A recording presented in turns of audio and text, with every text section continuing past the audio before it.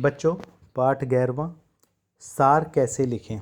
देखो बच्चों, अगर हम किसी छोटी बात को बहुत बड़ी कहानी के रूप में कहेंगे तो उसे विस्तार लेखन कहा जाता है। ठीक है, उसे विस्तार से लिखना कहते हैं।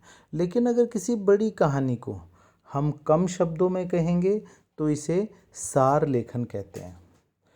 कभी कभी किसी बात को विस्तार से वर्णन करने की आवश्यकता होती है, कभी कभी विस्तार से कही गई बात को कम शब्दों में कहने की आवश्यकता होती है।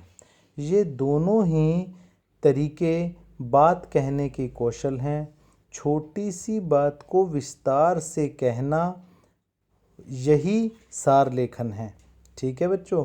बच्चों देखो, जब समय कम हो और आपको कोई महत्वपूर्ण जानकारी किसी को देनी हो तो आप उस महत्वपूर्ण जानकारी के महत्व वाले हिस्से को ही बताएंगे, क्योंकि समय कम है।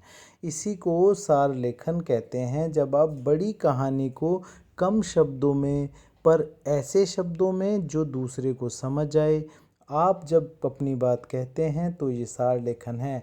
सार लेखन बहुत ज़रूरी होता है बच्चों।